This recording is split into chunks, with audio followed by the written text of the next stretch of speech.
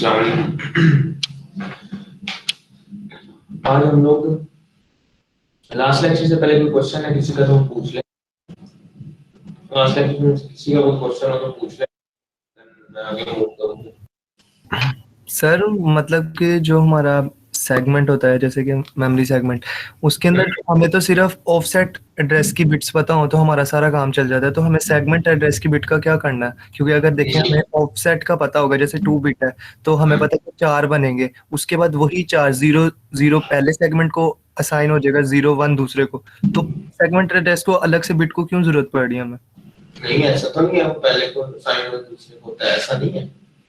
मैं सेगमेंट और इसमें ऑप्शन में फर्क यूं करो कि ये है मेरे पास एक मेमोरी, इसमें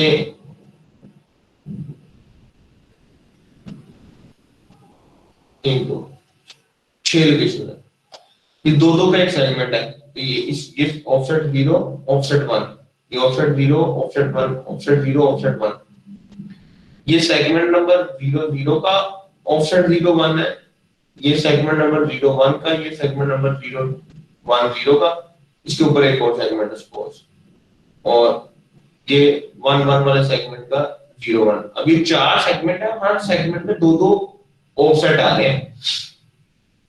2 लोकेशंस का एक ऑफसेट एक सेगमेंट बनता है। 2 लोकेशन का जब एक सेगमेंट है तो इसके लिए एक ऑफसेट 0 और एक ऑफसेट 1 यूज होगा। अगर 4 लोकेशन का होगा तो 2 बिट होंगी ऑफसेट की। अब ये और ये मिला के एक्चुअली में फिजिकल मेमोरी बता रहा है ना हमें। फिजिकल एड्रेस इसका क्या है? 0 0 0, इसका फिजिकल एड्रेस 0 0 1 है, इसका 0 1 0 0 1 1 1 0 0 1 1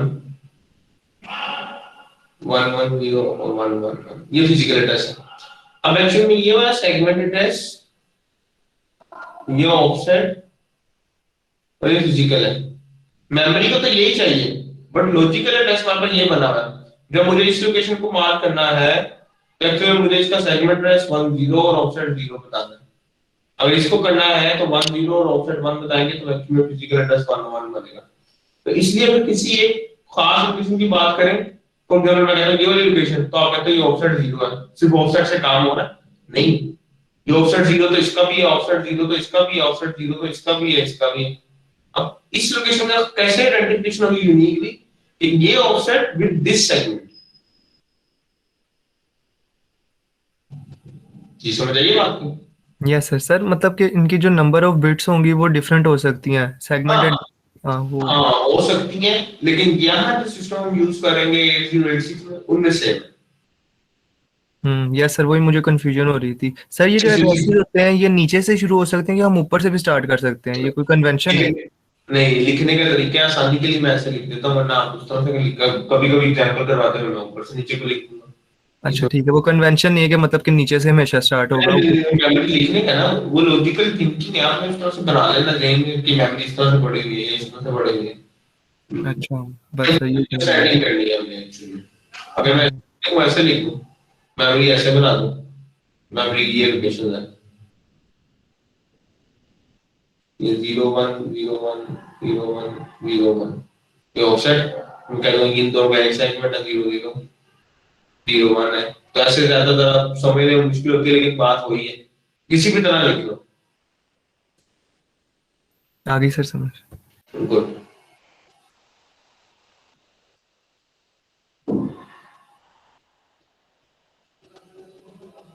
सर और एक और मेरा क्वेश्चन था कि मतलब जब हम ओवरलैपिंग करते हैं तो ओवरलैपिंग में हमारा डाटा लॉस नहीं होता होगा? क्योंकि देखें ओवरलैपिंग लॉजिकल ओवरलैपिंग है, लेकिन वो समझाने के लिए की गई है। एक्चुअल में अगर ओवरलैपिंग इस तरह से करके और आप खुद उन लोकेशन को एक्सेस करो जो कि ओवरलैप है, पहले एक सेगमेंट के थ्रू आप उन लोकेशन को एक्सेस करो जो कि दूसरे सेगमेंट व्यू का भी पार्ट है, और पहला सेगमेंट व्यू में चेंज करके दूसरा भी चेंज कर दे कुछ ना कुछ, तो ऑब्वियसली बात है कि होगा। लेकिन हम उनको उनकी मैनेजमेंट जो एक्चुअल ऑपरेटिंग सिस्टम कर रहा होता है जब, तो किसी और तरह से कर रहा होता है। ये मैंने सिर्फ समझाने के लिए बताया कि ओवरलैपिंग का मतलब आपको पता होना चाहिए। मतलब एक्चुअल में नहीं होती ये चीजें, मतलब एक्चुअल में एग्जिस्ट करती है तो उसको खुद से मैप कर रहा होता है कि वो एक एड्रेसेस वगैरह हम जनरेट नहीं करते हैं असेंबली में, तो हम सेगमेंट एड्रेस ऑप्शन एड्रेस हाथ खुद से बता देते हैं, लेकिन हाई लेवल पे चले जाएं तो तो वो खुद हम ये चीजें एड्रेस भी बताते हैं, खुद ब खुद ऑपरेटिंग सिस्टम मैनेज कर रहा होता है, तो इन चीजों का ख्याल करते हैं। ओके सर, थैंक यू, समझ आ गया। ओके, और किसी का कोई क्वेश्चन हो? किसी का कोई क्वेश्चन हो?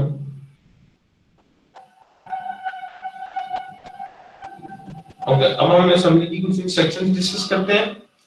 तो नंबर 1 इंस्ट्रक्शन जो सबसे कॉमनली यूज की जाती है वो मूव की इंस्ट्रक्शन है, MOV, move instruction. Move instruction का काम है register to register, memory to register, register to memory, या किसी रजिस्टर में कांस्टेंट डाटा को कॉपी करना, मूव करवाना। ये रजिस्टर से किसी दूसरे रजिस्टर में डाटा कॉपी करती है, मेमोरी से रजिस्टर में,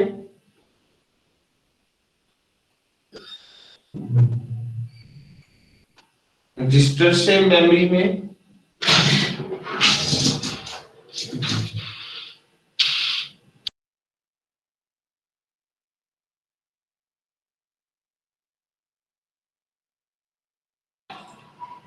इसके अलावा किसी रजिस्टर के अंदर कांस्टेंट वैल्यू मूव करवाती है। तो ये इस इंस्ट्रक्शन का काम है कि किसी एक रजिस्टर की वैल्यू दूसरी में कॉपी करना, मेमोरी से रजिस्टर में कॉपी करना, रजिस्टर से मेमोरी में कॉपी करना, और कांस्टेंट वैल्यू को किसी रजिस्टर में कॉपी करवाना। इसको यूं लिख लो, कांस्टेंट को किसी रजिस्टर में कॉपी करवाना, ये इंस्ट्रक्शन काम कर लेती है। सिंटैक्स क्या होगा? असेंबली की इंस्ट्रक्शन टू ऑपरेंड इंस्ट्रक्शन है, ये सारी की सारी अभी जो हम डिस्कस कर रहे हैं कुछ एक वन ऑपरेंड होगी। टू ऑपरेंड इंस्ट्रक्शन जब लिखी जाएगी तो इसका सिंटैक्स होगा मूव लिखेंगे, उसके बाद फर्स्ट ऑपरेंड और सेकंड ऑपरेंड। फर्स्ट ऑपरेंड जो होगा वो डेस्टिनेशन ऑपरेंड होगा, सेकंड ऑपरेंड सोर्स ऑपरेंड होगा।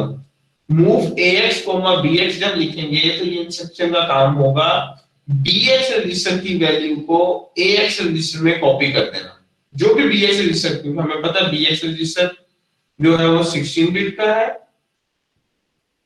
और फॉर एग्जांपल उसमें कोई वैल्यू पड़ी है, मैं उसको कहता हूं वैल्यू 1 2 3 4 हेक्स। ये मैं जब 1 2 3 4 लिख रहा हूं, इन जनरल मैं हेक्साडेसिमल लिखूंगा क्योंकि 16 बिट है। 16 बिट में कितने हेक्साडिजिट आ सकते हैं? 4। 4, तो ये 4 हेक्साडिजिट है।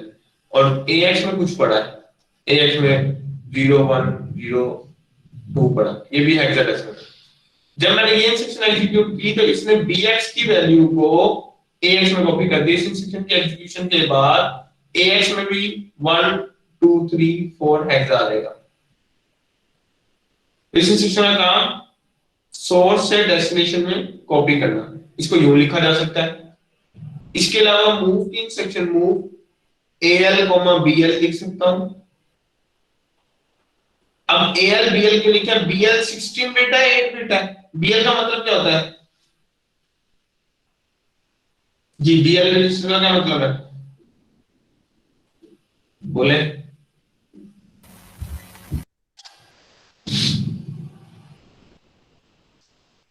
हाँ जी बताएं, bl रजिस्टर का क्या मतलब है?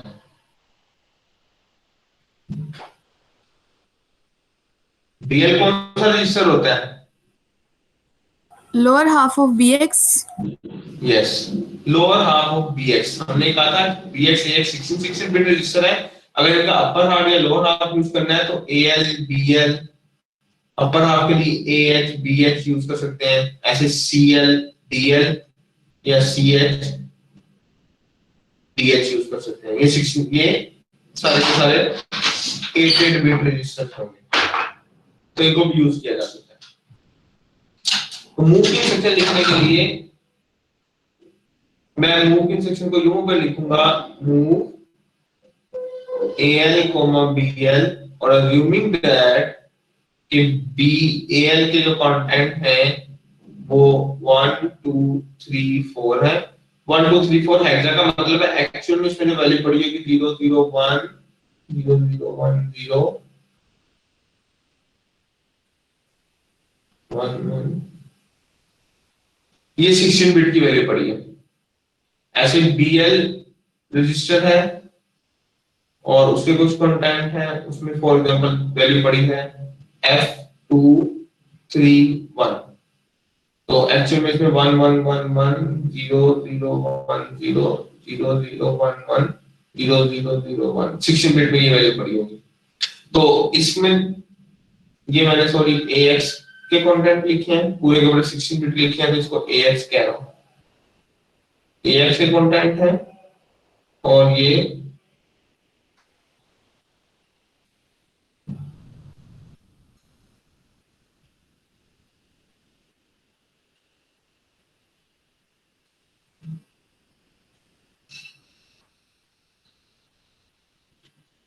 BX है और ये मेरे पास जो है AX है। तो AX और BX के कंटेंट पड़े हैं।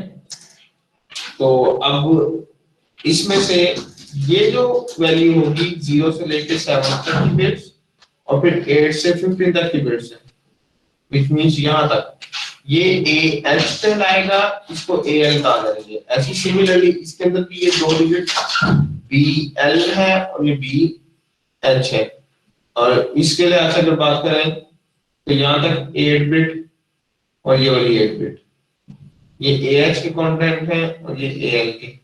इसी तरह इसके अंदर भी अगर बात करें ये AH है और ये BL और BH। अब मूव की सेक्शन में जब हम AL, BL करेंगे तो मूव की सेक्शन का काम क्या होगा, ये जो वाली है 31 इसको जाके इस जगह पे प्लेस कर दो, यानी इस जगह पे 34 की बजाय 31 आ जाएगा हेक्सा में, लेकिन एक्चुअल तो बाइनरी होगी जो कि 0011 0100। सिमिलरली मूव की सेक्शन हम यूं लिख सकते हैं, मूव AX, 1 2 3 4, या अगर मूव AX AL,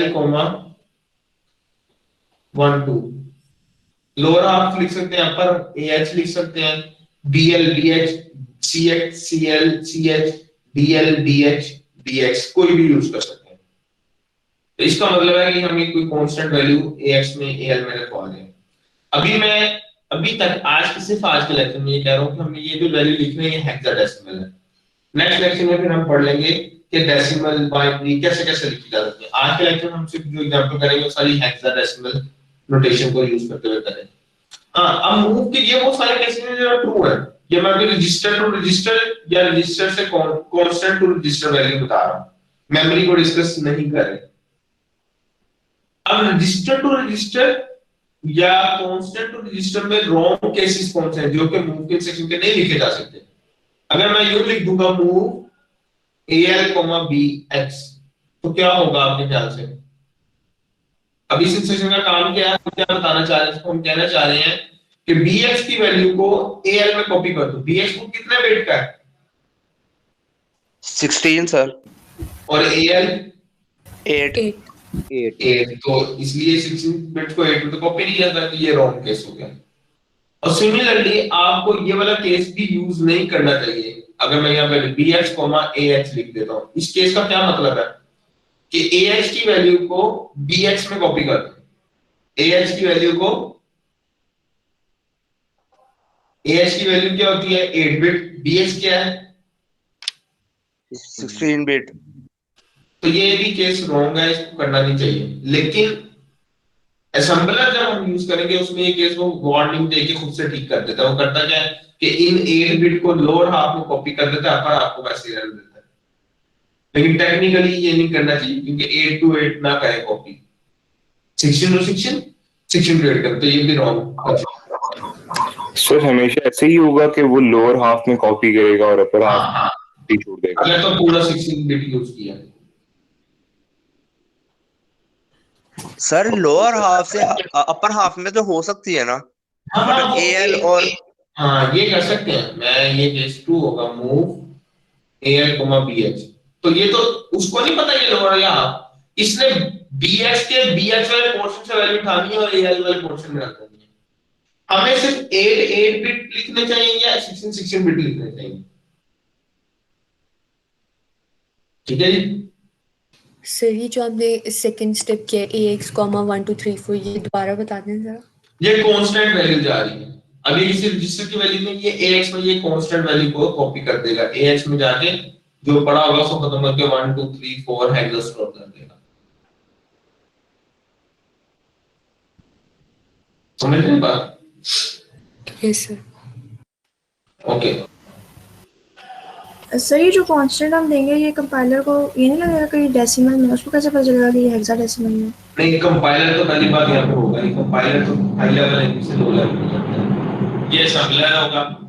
तो अभी के लिए मैंने बताया कि बाय डिफॉल्ट समझ लें, आज के लेक्चर के लिए बाय डिफॉल्ट ये हेक्सा में वर्क कर रहा है, लेकिन नेक्स्ट लेक्चर में मैं बताऊंगा कि बाय डिफॉल्ट क्या वर्किंग होती है और हेक्सा में कैसे लिखा जाता है, डेसिमल में कैसे लिखा जाता है, बाइनरी में कैसे लिखा जाता है। आज के लेक्चर में जो कांस्टेंट लिखे जा रहे हैं वो हेक्साडेसिमल है, ठीक है जी? Yes sir. तो ये उसमें कुछ रॉन्ग है। इसी तरह से मूव AL 1 2 3 4 नहीं लिखना, क्योंकि ये 4 हेक्सा डिजिट है यानी 16 बिट, ये 8 बिट रजिस्टर है, तो ये भी रॉन्ग हो जाएगा। ये तो रजिस्टर या कांस्टेंट के केसेस थे। ओके, नेक्स्ट एक इंस्ट्रक्शन है ऐड इंस्ट्रक्शन, ऐड या सब्ट्रैक्ट। ये दोनों इंस्ट्रक्शन भी जब लिखी जाएंगी तो इनके साथ दो ऑपरेंड आएंगे, add for example ax, bx। इसमें भी फर्स्ट वाला ऑपरेंड और सेकंड दोनों ऑपरेंड है। पहला और दोनों operand as a source use होंगे, सोर्स यूज हो रहे हैं, इसका मतलब ये है कि इन दोनों को ऐड किया जाएगा, और जो फर्स्ट ऑपरेंड होगा उसी में रिजल्टेंट भी स्टोर हो जाएगा, इसका मतलब first operand as a destination भी यूज होगा। तो इस इंस्ट्रक्शन में क्या काम होगा, ax और bx की वैल्यू को ऐड करना और रिजल्टेंट को ax में ही स्टोर करा देना। ऐसे ही al ax लिखा जा सकता है, bl लिखा जा सकता है। जो मूव के केसेस हैं वो सारे के सारे केसेस बाकी होंगे। मूव में होता है कॉपी करना, जहां पे दोनों को ऐड करके फर्स्ट वाले में रिजल्टेंट को स्टोर करवा देना। सिमिलरली केसेस सब्ट्रैक्ट के लिए भी है। हाँ, मूव और ऐड में ये काम नहीं कर सकते, कांस्टेंट यूं तो लिख सकते हैं add ax 1 2 3 4, is it okay? लेकिन अगर ये मैं लिख दूं ऐड 1 2 3 4 ax, फिर क्या होगा? फिर वैल्यू स्टोर ही नहीं हो पाएगी। गलत केस है, एरर आ जाएगा। क्यों? क्योंकि ax से 1 2 3 4 ऐड करें और ये 1 2 3 4 में स्टोर करते हैं। कांस्टेंट में तो कोई चीज स्टोर नहीं होती ना, किसी रजिस्टर में होगी, किसी मेमोरी लोकेशन में होगी, किसी वेरिएबल में होगी, इसलिए ये एरर है, ये नहीं किया जा सकता। इसी तरह ये मूव के केस में भी नहीं कर सकते। तो ये ऐड और सब्ट्रैक्ट की इंस्ट्रक्शन का काम ऐड करना है, सब्ट्रैक्ट करना है, दोनों वैल्यूज को ऐड करना, दोनों को सब्ट्रैक्ट करके रिजल्ट फर्स्ट वाले में स्टोर कर देना। हाँ, मल्टीप्लाई डिवीजन की इंस्ट्रक्शन नहीं है यहाँ पे अभी तक, इस तरह से वर्क नहीं करेगी, इसलिए मल्टीप्लाई डिवीजन हम मिड से बिल्कुल पहले पढ़ेंगे। ये भी मल्टीप्लाई डिवीजन की इंस्ट्रक्शन नहीं है, वो ऐसे वर्क नहीं करेगी जी। सर इसके अंदर कैसे एडिशन होगी, यानी कि अगर 4 बिट है bx और ax जो है मतलब बिट उसके ज्यादा है, कोई भी नहीं 4 बिट थोड़ी है, 8 बिट या 16 बिट होगा ना। ये सर वही एग्जांपल दे रहा था मैं। तो मैंने आपको बताया ना कि 16 लिखने हैं या 8 लिखने हैं, डिफरेंट साइजेस के नहीं लिखने, वरना एडिशन नहीं होगी। इसमें सर अपर हाफ और लोअर हाफ में ऐड नहीं किया जा सकता, मतलब नहीं वो किया जा सकता है, वो तो 8 बिट है। अगर मैं ये लिखता हूँ फॉर एग्जांपल ax में वैल्यू पड़ी है, मैं हेक्सा की वैल्यू लिख रहा हूँ 2 3 1 5 हेक्सा में आई, और bx में वैल्यू पड़ी है 1 2 0 5। मैं कहता हूं ऐड की इंस्ट्रक्शन चलाओ और ऐड कर दो al bh को। अब इसमें क्या करना है, bh का पोर्शन कौन सा, ये वाला, इसमें bh है ये पोर्शन, इस वैल्यू को ऐड करना है al में। एक्चुअल में ये करेगा 1 5 और 1 2 को ऐड करेगा 7 और 2 आ जाएगा, और स्टोर का कराना है पहले वाले में डेस्टिनेशन में, तो इस 1 5 की जगह पे ये 1 5 खत्म हो जाएगा और यहाँ पे 27 नजर आएगा। ये अलग से 8 बिट की एडिशन है, ठीक है जी। ओके, और सर ये 05 कैसे ऐड होगा? जब आप यहाँ पे BL लिखेंगे, कहीं पे भी BL लिखना चाहते हैं तो BL, अभी तो मैंने किया ही एडिशन इसकी है। हाँ, अगर इसकी जगह पे मैंने की होती एडिशन AX, BX की, तो इस पूरी वैल्यू में ऐड करता और फिर AX में सॉल्व कर देता। Okay sir. ठीक हो गया। ओके, इसके अलावा इंस्ट्रक्शन है कुछ, 2 इंस्ट्रक्शन, इंक्रीमेंट और डिक्रीमेंट की। इन दोनों इंस्ट्रक्शन को एक एक ऑपरेंड देते हैं। इंक्रीमेंट डिक्रीमेंट के साथ सिर्फ एक ऑपरेंड लिखा जाता है। AX लिख लें, BX लिख लें, CX लिख लें, AL लिख लें, AH लिख लें, कोई कॉमा नहीं आएगा, कुछ नहीं आएगा। इंक्रीमेंट है, इस इंस्ट्रक्शन का काम क्या है, जो भी वैल्यू पड़ी है AX में, AL में, AH में, यानी जो ऑपरेंड लिखा है उसमें जो भी वैल्यू पड़ी है उसमें एक प्लस कर देना, सिंगल प्लस कर देना।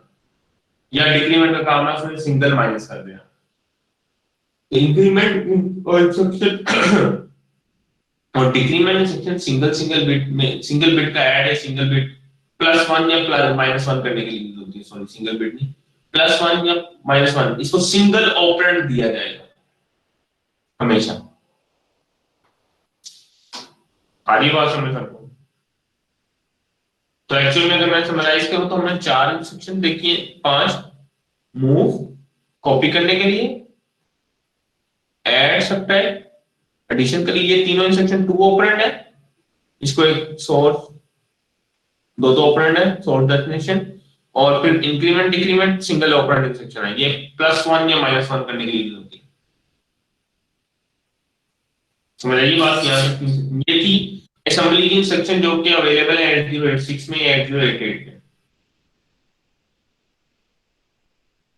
यहां तक कोई क्वेश्चन हो किसी का?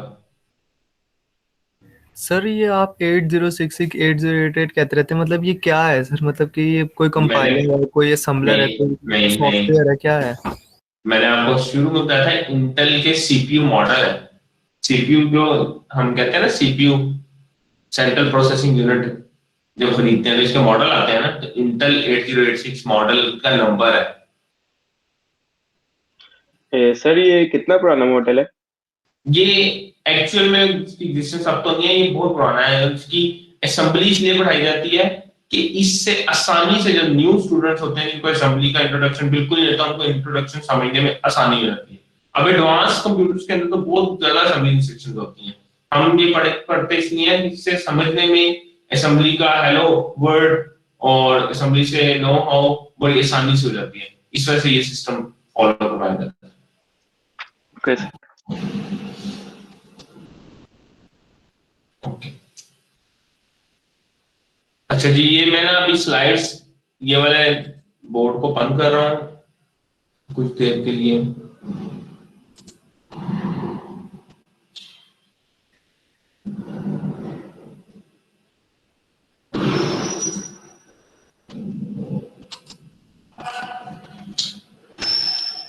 और मैं आपसे कुछ सबमिशंस कर लें।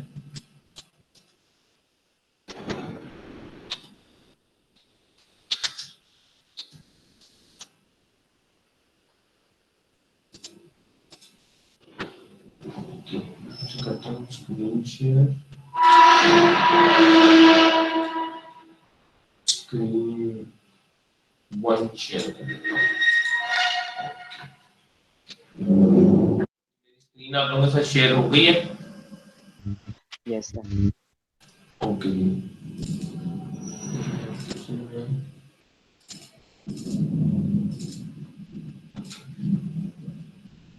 मैसन, ये एक आपको मैं टूल दूंगा, मैसन सॉल्यूशन, मैसन MASN, मैसन सॉफ्टवेयर है। क्योंकि अमूमी तौर पर हम विंडोज यूज कर रहे हैं और 64 बिट यूज कर रहे हैं, तो उस पे एमुलेटर अभी नहीं चला रहे। अभी इस सिस्टम की असेंबली देखने के लिए 8086 और इसे हेलो हाउ करने के लिए हमें ये सॉफ्टवेयर यूज करना पड़ेगा। इसमें ये 3 चीजें पड़ी हैं, 3 फाइलें हैं, नजर आ रही है सबको? Yes sir. Yes, sir. Yes sir.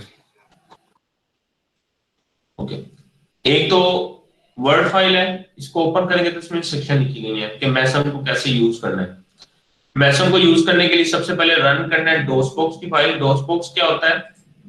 ये जो सॉफ्टवेयर पड़ा है ना, डोसबॉक्स लिखा है, इसको आप रन करेंगे जिसे आम सॉफ्टवेयर इंस्टॉल करते हैं। नेक्स्ट नेक्स्ट करते रहेंगे और फिनिश करेंगे तो इंस्टॉल हो जाएगा।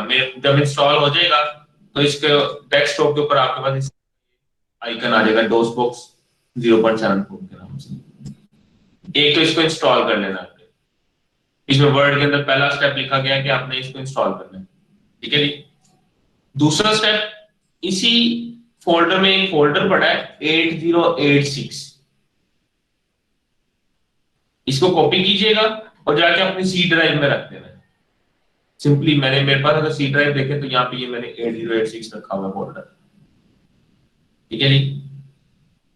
तो आपने क्या करना है, 8086 फोल्डर को कॉपी करना है। इसके अंदर बहुत कुछ पड़ा है, वो पता नहीं क्या कुछ है, हमें नहीं पता, लेकिन आपने इस फोल्डर को कॉपी करके वहां पे रख देना। ये मैसम वाले इसमें लिखा गया है paste the 8086 folder in C drive, ठीक है जी।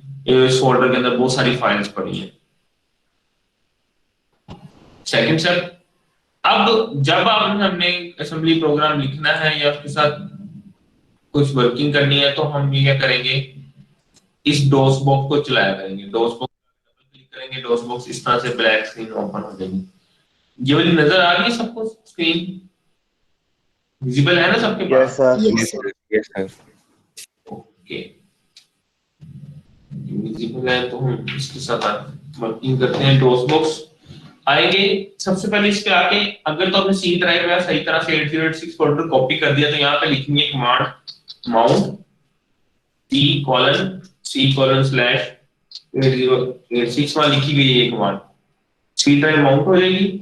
माउंट C:/86 ये कमांड उसमें लिखी गई है वर्ड वाली फाइल में, ये इस जगह पे ये लिखे माउंट C:, पहले ये लिखें। ये लिखने के बाद इसको सी पे शिफ्ट कर दें, सी लिख के एंटर करेंगे तो अभी सी ड्राइव में आ गया।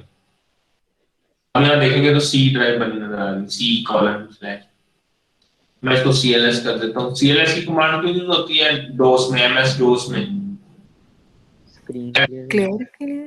क्लियर स्क्रीन पे क्लियर, ताकि ये नजर आपको ठीक तरह से आ सके। क्लियर स्क्रीन के लिए मैंने ये यूज कर लिया, समझ आ गई? अब अभी एक टूल हम डिस्कस करने लगे, उस टूल का नाम है डीबग। डिबगर कहते हैं उस टूल को, डिबग या डिबगर। वो टूल यूज किया करेंगे बाद में असेंबली के जब प्रोग्राम लिख रहे हैं उनकी डिबगिंग के लिए। अभी हम डिबगर के साथ हैंड्स ऑन करते हैं कि डिबगर को यूज करना हो तो उसमें डिफरेंट तरह की डिबगर्स की कमांड्स होंगी, उनको यूज किस तरह से कर सकते हैं, उनका पर्पस क्या क्या है, तो उसको डिस्कस करते हैं। तो डिबगर ओपन करने का तरीका क्या होगा, DEBUG डिबग लिखें, डिबग लिख के सिंपल डिबगर अगर आपने ओपन करना है डिबग लिखें, एंटर कर दें।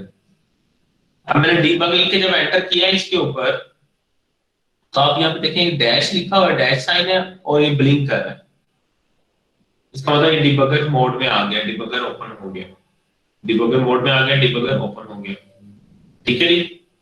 इसमें मैं क्वेश्चन मार्क लिख के एंटर करूंगा अगर, तो ये यहाँ पे डिबगर की जितनी कमांड है सारी की सारी कमांड्स बता रहा है। कह रहा है डिबगर में कोई एक कमांड होती है सैंपल की, कोई कंपेयर की, डंप की, एंटर, फिल, गो, हेड्स, इनपुट, लोड, मूव, बहुत सारी कमांड है। ये असेंबली कमांड्स नहीं है, मैं दोबारा बता, असेंबली की इंस्ट्रक्शंस नहीं है, ये डिबगर जो टूल है उसकी कमांड है। तो उस जितनी भी कमांड है उनको देखना हो तो उसके लिए हम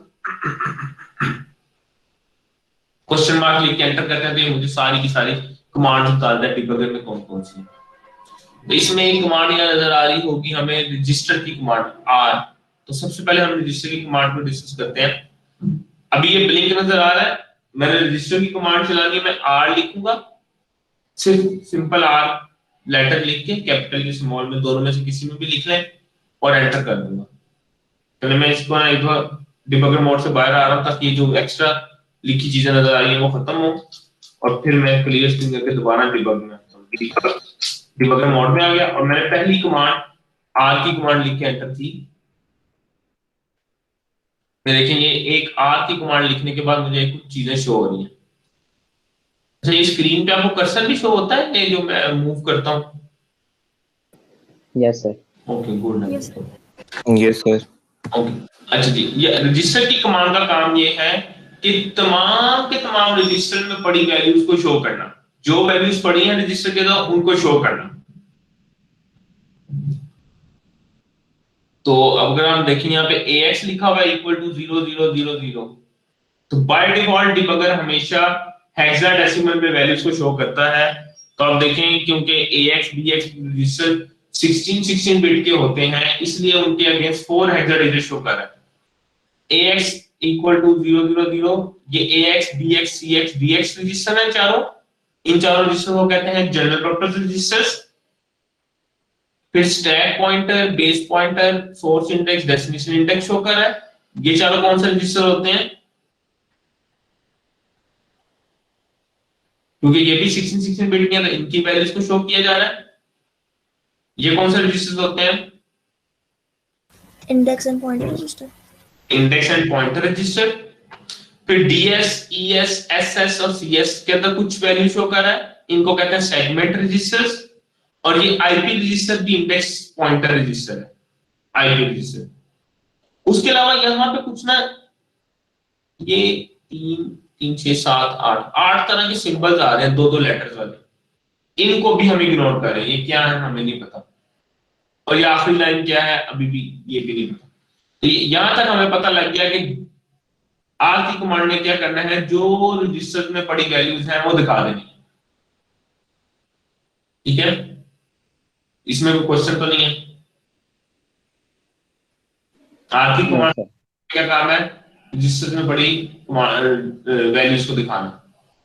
अच्छा, उसके बाद एक कमांड होती है डंप की। डंप की कमांड डी, मैं ये डॉक्यूमेंट भी शेयर कर देता हूं।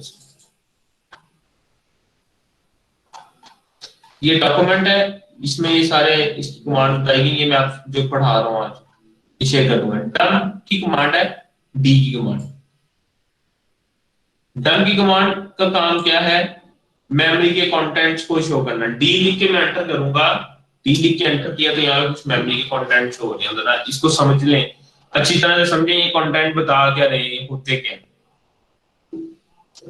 डी लिख के एंटर किया तो ये हमें बता रहा है मेमोरी का सेगमेंट एड्रेस 073 कोई सेगमेंट एड्रेस है।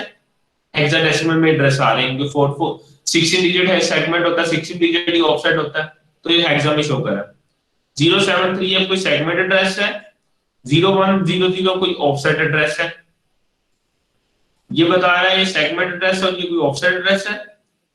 ये बता रहा है इस ऑफसेट पे 0100 वाला जो ऑफसेट है उस पे पड़ी हुई पहली बाइट की वैल्यू, ये फर्स्ट बाइट की क्या वैल्यू है ये वो बता रहा है। ये सेकंड बाइट की, थर्ड, फोर्थ, फिफ्थ, सिक्स्थ, और ये पूरी रो में बाइट्स पड़ी हुई हैं। इसी तरह से ये अगली रो है, अगली रो इस लोकेशन से स्टार्ट हो रही है 1101। सेगमेंट एड्रेस वही है, ऑफसेट चेंज है 0110 से। अब मुझे ये बताएं हेक्साडेसिमल में अगर 0100 लिखा गया है और साथ ही साथ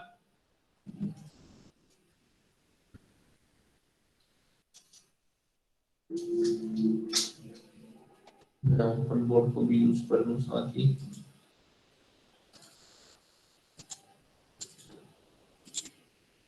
ओके, हेक्साडेसिमल में अगर ये लिखा गया है 0100, ये हेक्सा में लिखा गया है, एक वैल्यू है, और फिर अगली हेक्सा में वैल्यू है 0110, तो इन दोनों का डिफरेंस क्या होगा? इनको माइनस करेंगे तो वैल्यू क्या आएगी? डिफरेंस क्या होगा? 100 से 110 तक कितनी वैल्यूज होती हैं? चलिए इस क्वेश्चन को इस तरह से रिप्लेस कर लें, बताएं कितनी वैल्यूज होती हैं जी। कोई क्वेश्चन या क्वेश्चन दोबारा रिपीट कर रहा हूं। एक एड्रेस ये है मेमोरी का, एक ये है हेक्साडेसिमल में है, ऑफसेट एड्रेस है। इससे इस तक की रेंज में कितनी लोकेशन आती होंगी आपके ख्याल से? एक है सर। दोबारा सर 2 नहीं, क्वेश्चन दोबारा सुने। मैं डेसिमल वैल्यू कहता हूँ, मैं कहता हूँ एक डेसिमल एड्रेस है 0 0.05 एक 5 वैल्यू डेसिमल की और एक है 15 0.15 किसी मेमोरी लोकेशन का एक एड्रेस ये है एक एड्रेस ये है। मैं कह रहा हूँ इनके दरमियान कितनी लोकेशंस टोटल आती होंगी 5 वाली लोकेशन से लेके 15 तक कितनी लोकेशंस होंगी 10 लोकेशंस टेक्निकली हमें ये लगता है ना 5 वाली 6 वाली 7 वाली 8 9 10 11 12 15 अगर 15 वाली को एक्सक्लूड कर दिया जाए तो 5 से लेके 14 तक टोटल 10 लोकेशन बनती है। ठीक है, अब ये क्वेश्चन मैंने डेसिमल में पूछा है, ये डेसिमल की वैल्यू के लिए आपसे पूछा है, ये मैं हेक्सा की वैल्यू के लिए आपसे पूछ रहा हूँ 0100 से लेकर 0110 तक कितनी लोकेशन है टोटल, कितनी लोकेशन है ये बताएं आप। हाँ जी बोले, बड़ा आसान सा क्वेश्चन है यार। हेक्सा के लिहाज से भी 2 ही बन रही है। कितनी बन रही है 2 क्यों, why 2? सर क्योंकि ऊपर वाला 4 है तो नीचे वाला 6 है तो सब्ट्रैक्ट करेंगे तो 2। गुड, इसलिए 2 कह रहे हैं, जो लोग 2 कह रहे हैं वो इसलिए 2 कह रहे हैं। Yes sir. जी बाकी कोई सर हमने हेक्सा में करना है या डेसिमल में करना है? मैंने क्या लिखा हेक्सा लिखा है। हेक्सा लिखा है। यस। हाँ तो इसका मतलब ये आप जो 1 इनको माइनस करेंगे 0 1 1 0 में से 0 1 0 0 माइनस कर देंगे तो ये 0 आ गया, ये 1 आ गया, ये 0 0। इतनी नंबर ऑफ लोकेशन, ये डेसिमल बाइनरी वैल्यू नहीं है इसको जो 2 कहेंगे, ये तो हेक्सा वैल्यू है। मैं बार बार कह रहा हूँ ये हेक्सा वैल्यू है। तो ये कितनी लोकेशन बनेगी 10 16 सर। 10 तो नहीं है, ये 10 डेसिमल हेक्सा है। हेक्सा का मतलब है ये हेक्सा से डेसिमल में कन्वर्ट करें 1 multiply by 16 plus 0 multiply by 16, ये 0 हो गया, ये 16 आ गया, टोटल 16 लोकेशंस बनती है बेटा। ये ठीक बताया यासिर, यासिर ने फिर बताया चैट में, यासिर ठीक बता रहे हो आप, 16 लोकेशन बन रही है। मैं बार बार कह रहा हूँ हेक्सा है, बाइनरी नहीं है तो 2 कहते हैं। एनी हाउ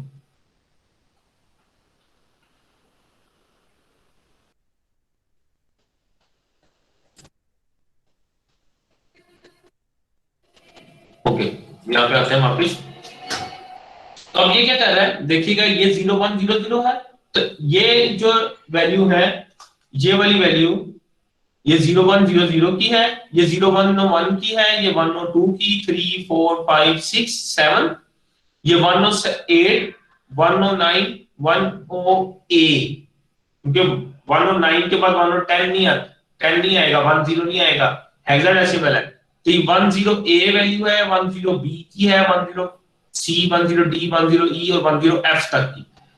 और जब हमने 10F कह दिया तो अब इसके बाद अब इसमें 1 ऐड करेंगे तो ये वैल्यू बन जाएगी 110 हेक्सा के अंदर। तो इसलिए अगली लोकेशन का एड्रेस 110 आ रहा है ऑफसेट एड्रेस, समझे। तो अब ये देखेंगे 110 है, 1 1 1 है, 112 113 4 5 117 118 119 11A 11B 11F 11F तक आए तो 120 एंड सो ऑन। तो ये डम की कमांड का काम है कि कुछ मेमोरी लोकेशंस का डाटा दिखाना, और ये हर लोकेशन पे क्या डाटा पड़ा है, क्योंकि हर लोकेशन पड़ा हुआ डाटा 1 बाइट का है, विच मींस 8 बिट और 8 बिट के अगेंस्ट 2 हेक्साडेसिमल। तो ये बता रहा है कि वहां पे 00 पड़ा, 0000, कुछ लोकेशन पे डाटा पड़ा है, कुछ पे नहीं पड़ा। तो ये वाला एरिया ऑफसेट और सेगमेंट एड्रेस शो करता है, ये एरिया मेमोरी के ऊपर पड़े हुए कंटेंट को शो करता है, और ये वाला एरिया जो कंटेंट पड़े हैं उनके अगेंस्ट जो आस्की कैरेक्टर बनता है ना वो शो कर देता है। इसको भी इग्नोर करते हैं, इस एरिया को भी इग्नोर करें। यहां तक समझ आया सबको? इसमें भी कोई क्वेश्चन है तो मुझसे पूछें। इन चीजों को अच्छी तरह समझें, कल की लैब है, इस पे कल लैब होगी जिसमें ये टास्क मिलेंगे। ये सर ये जो ऊपर वैल्यूज पड़ी हैं NV UP ये मैंने कहा था इग्नोर करने हैं, मैंने आपसे इग्नोर करने हैं, रजिस्टर की कमांड से जो okay sir. Sir by default ये हेक्सा में डिस्प्ले करता है और उसके किस उसमें फॉर्मेट में डिस्प्ले कर सकते हैं रिजल्ट? ये हेक्सा में, डिबगर जो है हमेशा हेक्सा में ही कर सकता है। असेंबली जब प्रॉपर कोडिंग करेंगे, फाइल्स के अंदर लिखेंगे, वहां पे हम और भी कर सकते हैं, डेसिमल, बाइनरी, जो मर्जी यूज करें। यहाँ पे डिबगर में हेक्सा यूज होगा।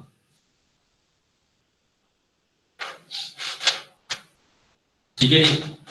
अच्छा, अब ये डम की कमांड तो थी, मैंने बताया डी लिखा और उसने बाय डिफॉल्ट मुझे ये शो कर दी 1 2 3 4 5 6 7 8 रो शो, और हर रो के अंदर 8 8 मेरे पास आ रही है वैल्यूज, 16 वैल्यूज आ रही है, सॉरी। इसके अलावा डम की कमांड को हम यूं भी लिख सकते हैं, डी लिखूं, डी के पास स्पेस लिख के मैं कुछ बता दूं, वैल्यू बता दूं 0 a 2 a 2, स्मॉल लेटर लिखें कैपिटल लिखें कोई मसला नहीं, 0 2 a 2। अब इसका अगर काम होगा, डम की कमांड जब 0 2 a 2 लिखा तो ये जो ऑफसेट एड्रेस हमने बताया वहां से शुरू करेगा डाटा दिखाना, और अगली बाकी 128 बाइट्स दिखा देगा जितनी हमने 0 2 a 0 लिखा, तो जितनी हमने लिखी है वहां से लेके नेक्स्ट 128 बाइट्स का डाटा दिखा दिया है। देखें, इसलिए ये पहली 2 बाइट्स का डाटा नहीं दिखाया, इसका मतलब ये 0 2 a 0 थी, ये 0 2 a 1 थी, ये 0 2 a 2 से शुरू किया और अगली 128 बाइट्स दिखा दी। या मैं लिखता हूं डन 0 2 0 5 0 6 7 8। तो देखें 0 5 7 0 वाला यहाँ पे तो 0 5 7 0 दिखा रहा है, लेकिन हमने चूंकि 0 5 7 b का आया तो उसने इस लोकेशन से डाटा दिखाया और 128 बाइट्स नेक्स्ट दिखा दी। डम की कमांड को स्पेस डाल के कोई ऑफसेट बताएं तो ये वो वाले ऑफसेट से आगे डाटा दिखा देता है। और सेगमेंट कौन सा लेता है, तो बाय डिफॉल्ट सेगमेंट वो डाटा सेगमेंट को ले रहा होता है, लेकिन हम खुद से सेगमेंट भी बता सकते हैं। मैं यूं भी कर सकता हूं, डम लिखूं और मैं कहता हूं a 1 2 3 1 2 3 a कॉलन 0 100 लिख दिया। अब इसमें देखें सेगमेंट एड्रेस वो दिखाया जो मैंने बताया कि इस वाले सेगमेंट की इस लोकेशन से डाटा दिखाना शो करो, तो उसने 1 2 3 a वाले सेगमेंट की इस लोकेशन से डाटा दिखाया और आगे 128 बाइट्स दिखा दी। ये तो था कि हम उसको बता रहे हैं कि कहां से डाटा दिखाना है, और उसके अलावा हम बता रहे थे कुछ ना बताएं तो वो बाय डिफॉल्ट कुछ दिखाता है, डाटा सेगमेंट से डाटा दिखाता है। इसको हम रेंज भी बता सकते हैं। मैं इसको बताता हूं 0 डम 0 1 1 0 1 2 0 स्पेस 0 1 2 9। तो इसको मैंने बताया 0 1 2 0 से 0 1 2 9 तक दिखाओ, तो इसमें 9 बाइट्स दिखाई है से 2 रेंजेस बता दी, 1 2 0 से स्टार्ट लो 1 2 9 तक दिखाओ। डम 1 2 3 4 से स्टार्ट करो और 1 2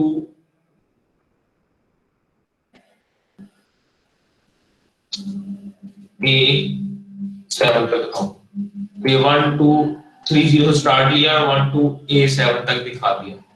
जितनी रेंज बताएंगे वो बता देगा।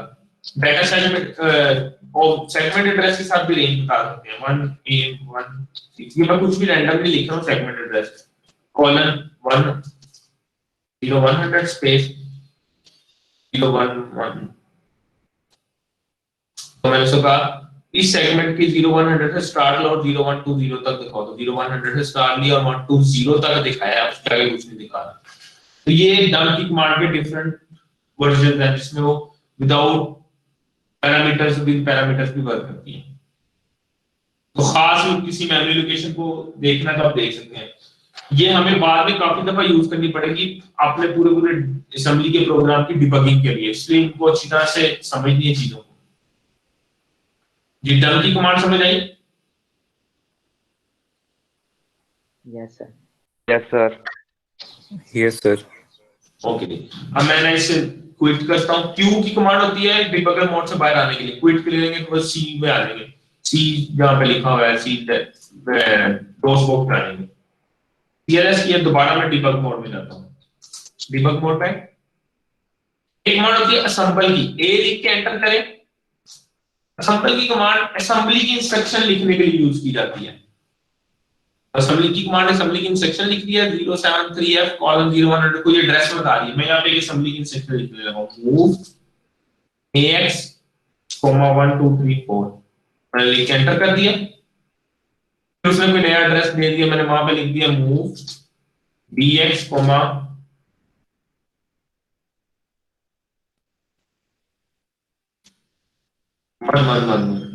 या 2 2 2 2 लिख दी। उसके बाद इंस्ट्रक्शन मैंने लिख दी ऐड AX BX। अब मैं असेंबली की इंस्ट्रक्शन लिखना चाह रहा है, एंटर किया, एक और एंटर दबाएं तो असेंबल मोड से बाहर आ गई। अब उसने ये तीन इंस्ट्रक्शन लिख दी हैं, मूव AX 1 2 3 4, मूव BX 2 2 2 और ऐड AX BX। अगर इन इंस्ट्रक्शन को देखना चाहते हैं तो यू लिख दें, अनअसेंबल यू लिखे और साथ जो ये एड्रेस लिखा हुआ था ना ये लिख दें। नहीं लिखेंगे तो बाय डिफॉल्ट वो 100 से शुरू करेगा, लेकिन मल्टीपल टाइम्स यू दबाते जाएंगे तो आगे चलता जाएगा, इसलिए उसको एड्रेस लिख देना बेहतर होता है। यू 0100 लिख दिया। अब ये देखें इसने ये इंस्ट्रक्शन दिखा दी, move AX 1 2 3 4, move BX 2 2 2, add AX BX। उसके अलावा आगे काफी सारी चीजें दिखा रहा है, वो डिफॉल्ट गार्बेज वैल्यू है। अगर तो आपको पता है आपने तीन इंस्ट्रक्शन लिखी है और 0100 से लेके 016 और ये 0108 हुआ एड्रेस जनरेट, 106 और 107 तक होगी, तो हम इसको यू भी लिख सकते हैं, यू 0100 स्पेस 0107। तो देखें इसने हमारी तीन इंस्ट्रक्शन दिखा दी, move AX 1 2 3 4, move BX 2 2 2, add AX BX। यहां तक समझ आइए सबको? यहां तक कोई क्वेश्चन हो? Yes sir. सर ये मूव को रिपीट कर दीजिएगा, ये यहाँ पे मूव की इंस्ट्रक्शन लिखी है, सिंपल मूव की इंस्ट्रक्शन जो भी हमने थोड़ी देर पहले पढ़ी थी, उसका काम क्या था? अभी इंस्ट्रक्शन लिखी है, इंस्ट्रक्शन एग्जीक्यूट नहीं की, इंस्ट्रक्शन का कोड लिखना है। हाँ ओके सर। सर एग्जीक्यूशन जरा समझा दीजिएगा। वो एग्जीक्यूशन करवाता हूँ, दिखाता हूँ, साथ साथ बताता हूँ। कोड को बाद में रिव्यू किया है हमने डिबगर मोड के अंदर। जी बोले बेटा। सर ये डीबग का क्या मतलब होता है? डिबग का मतलब आपको नहीं पता डिबगिंग क्या होती है?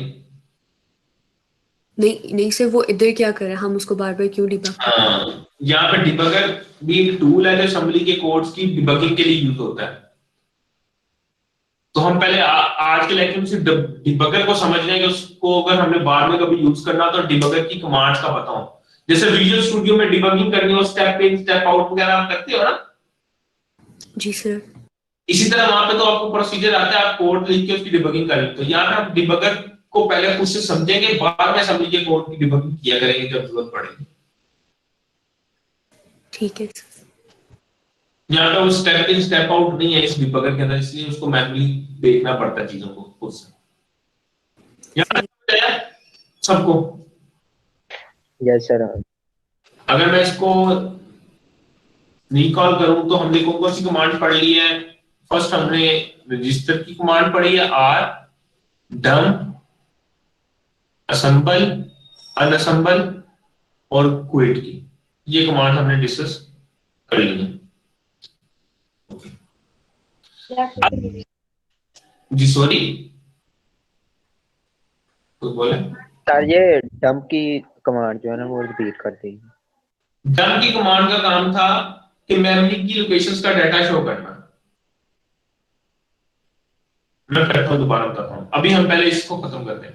मैं दोबारा रजिस्टर की कमांड लिख रहा हूं, आर लिख के एंटर कर रहा हूं, आर लिख के मैंने एंटर किया। अब जरा चीजें नोट करें, AX में 000 पड़ा है, BX में 00 पड़ा है, CX में 00, DX में 00, कुछ वैल्यूज पड़ी हैं स्पीकर है।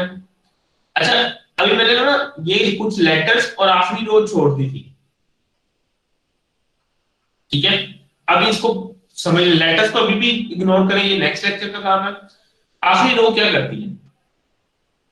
एक इंस्ट्रक्शन पॉइंटर होता है, इंस्ट्रक्शन पॉइंटर ने कोई वैल्यू स्टोर की होती है। इंस्ट्रक्शन पॉइंटर का काम होता है उस वैल्यू को स्टोर करना जहां पे असेंबली की इंस्ट्रक्शन पड़ी होती है। तो आपको याद है हमने पहली इंस्ट्रक्शन जो लिखी थी वो कहां पड़ी थी? 0100 पे, और इंस्ट्रक्शन पॉइंटर में देखो 0100 पड़ा है। ये मैं आपको क्लियर कर दूं, जो ये मैं 100 बोलता हूँ, ये 100 डेसिमल वाला 100 नहीं, 0 100 हेक्सा है। तो इंस्ट्रक्शन पॉइंटर हमें ये बताता है कि वो पहली इंस्ट्रक्शन जिसने चलना है उसका एड्रेस क्या है। और हर दफा जब कोई एक इंस्ट्रक्शन चल जाती है और जब अगली इंस्ट्रक्शन में चलना होता है तो उसका एड्रेस इंस्ट्रक्शन पॉइंटर में पड़ा होता है।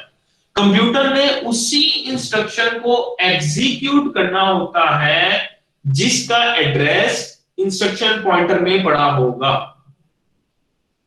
यहां पे इस वक्त इंस्ट्रक्शन पॉइंटर में क्या पड़ा है, 0 100, और 0 100 पे जो इंस्ट्रक्शन थी वो मूव AX, 1 2 3 4 है, वो आखिरी लाइन में शो हो रही होती है। जो इंस्ट्रक्शन पॉइंटर में एड्रेस पड़ा होगा वहां पे जो इंस्ट्रक्शन पड़ी होगी वो रजिस्टर की कमांड के थ्रू एंड पे शो हो रही होती है। जब हम एग्जीक्यूट करेंगे, एग्जीक्यूशन के लिए जो भी प्रेस करेंगे, की प्रेस करेंगे या जैसे भी एग्जीक्यूट होगा, तो ये हमेशा एग्जीक्यूशन इस इंस्ट्रक्शन को करेगा जिसका एड्रेस इंस्ट्रक्शन पॉइंटर में पड़ा हुआ है। समझ आ रही है बात सबको? Yes sir. अब मैं एग्जीक्यूशन करता हूं। एग्जीक्यूशन के लिए जो कमांड यूज की जाती है वो ट्रेस की कमांड है। टी लिख के एंटर करते हैं। टी लिख के जब हम एंटर करेंगे तो ट्रेस की कमांड बाय डिफॉल्ट उस वाली इंस्ट्रक्शन को एग्जीक्यूट कर देगी जिसका address offset address instruction pointer में पड़ा है, 0 100। ये ऑफसेट एड्रेस है, ये इंस्ट्रक्शन पॉइंटर के पास पड़ा है। अब मैंने टी लिख के एंटर किया तो अब ये व्यू देख लें अभी क्या नजर आ रही है वैल्यूज, और टी लिख के एंटर के बाद देखिएगा क्या वैल्यू है। हाँ जी, क्या चेंजेस आई हैं, मुझे चेंजेस बताएं जल्दी से, क्या क्या चेंजेस आई हैं। AX में सर वो वैल्यू स्टोर होगी। AX में क्या वैल्यू आ गई? पहला चेंज देखें, AX में क्या आ गया, 1 2 ये से चली तो उसने AX में 1 2 3 4 लिख दिया। ठीक है जी। Yes sir. और कोई चेंज बताएं मुझे। इंसर्शन पॉइंटर में सर अगले वाला ऑफसेट एड्रेस इंस्ट्रक्शन पॉइंटर में अब 103 आ रहा है, 100 की जगह 103, ये अब अगली इंस्ट्रक्शन का एड्रेस है और नीचे वो अगली इंस्ट्रक्शन दिखा भी रहा है, मूव BX, 222। समझ आइए बात सबको? सर ये ऑफसेट एड्रेस क्यों चेंज हुआ है 0163? क्योंकि पहले 0 100 पे एक इंस्ट्रक्शन पड़ी थी, वो एग्जीक्यूट हो चुकी है। अब इंस्ट्रक्शन पॉइंटर आगे मूव कर गया, उसने अब अगली इंस्ट्रक्शन का एड्रेस स्टोर कर लेना है ताकि कंप्यूटर जब अगली इंस्ट्रक्शन चलाने लगे तो वो नेक्स्ट वाली इंस्ट्रक्शन को चलाए।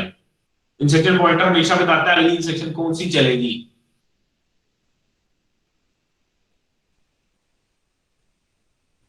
अब मैं ट्रेस लिख के एंटर करता हूं, टी लिख के एंटर किया। अब चेंजेस देखिए क्या क्या आए हैं, क्या चेंजेस आए हैं। इंस्ट्रक्शन पॉइंटर की वैल्यू चेंज हो गई। और उसके अलावा चेंज देखें क्या है, BX में क्या 222 आ गया। BX में सर वैल्यू आ ठीक है, समझ आइए? Yes sir. मैं दोबारा ट्रेस लिख के एंटर करता हूं तो अब देखें चेंज क्या आया। AX में सर वो AX और BX का समान। AX में AX और BX उसने ऐड किया तो 3 4 5 6 बना दिया एडिशन के बाद, और IP को भी बदल दिया क्योंकि अब आगे जो IP की वैल्यू आ गई वो भी कुछ इंस्ट्रक्शन पड़ी है जो कि गार्डिंग है, हमने नहीं लिखी इसलिए मैं उनको नहीं चला रहा अभी। समझ आइए बात सबको अभी तक? Yes sir. यहां तक सबको क्लियर हुआ?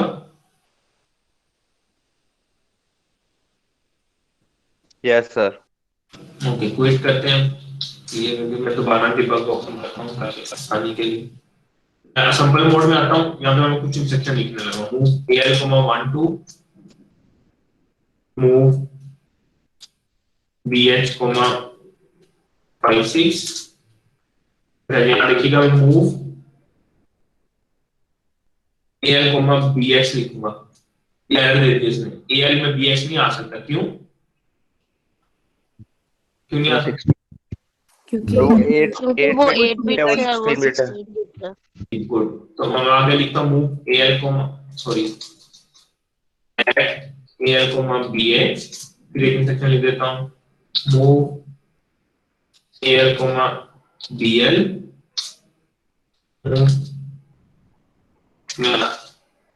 इंक्रीमेंट AL, एंटर कर देता हूं, एग्जिट कर देता हूं। अनअसेंबल करके देख लें अगर देखना चाहते हैं 0100 से 010 ए तक इंस्ट्रक्शन दिखा रहा है move AL, 12 move BH, 56 AL, BH AL, BL increment है। रजिस्टर की कमांड चलाई, अभी तक कोई एग्जीक्यूशन नहीं हुई और पहली इंस्ट्रक्शन आईपी की वैल्यू वहां पड़ी है 0100 पे पड़ी है। ठीक है जी। अब ट्रेस करता हूं, टी लिख के एंटर करता हूं तो AX के लोअर पोर्शन में 1 2 आ गया। देखें लोअर पोर्शन, अपर बिट 0 0 यही है, लोअर बिट 1 2 बन गई। समझ आई ये बात सबको? Yes sir. फिर टी लिख के एंटर किया तो इंस्ट्रक्शन थी मूव BH, 56 तो BH के अपर हाफ में 56 आ गया। ये देख रहे हैं ना सब लोग? ये सर AX के लोअर हाफ में है और BX के अपर हाफ में है सर, इसकी कोई खास वजह? क्योंकि मैंने उसके साथ BH और AL लिखा है, जिसके नाम में मैंने ये लिखा है, मैंने कहा ये करने के बाद उसने यही करना है ना। हमने BH लिखा है और AL लिखा है सेक्शन भी तो देखें ना क्या एग्जीक्यूट हो रही है।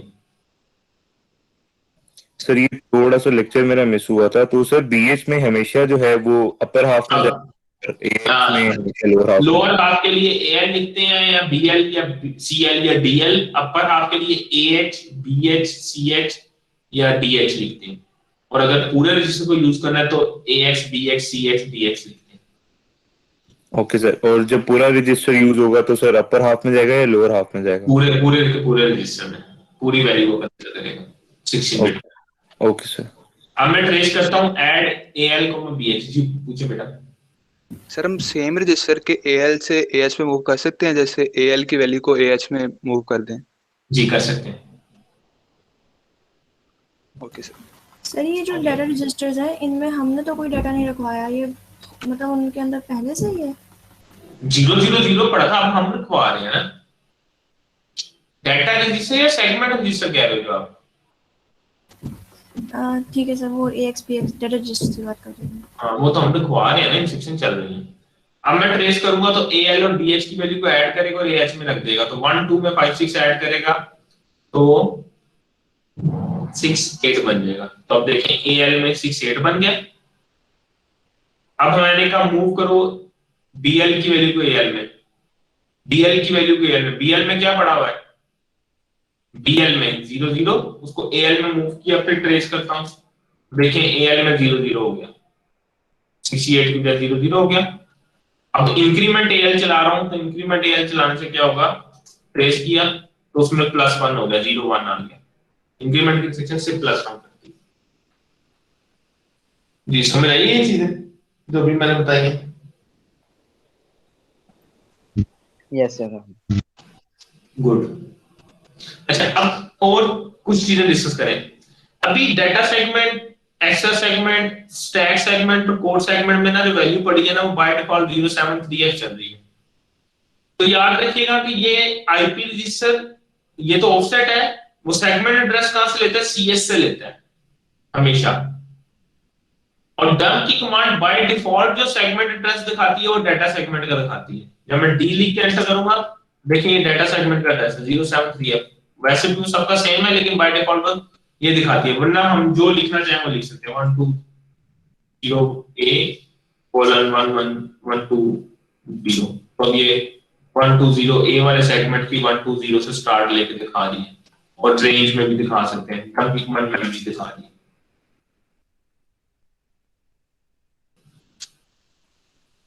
ठीक है जी। ओके अभी मैं इधर इन कमांड को छोड़ रहा हूं।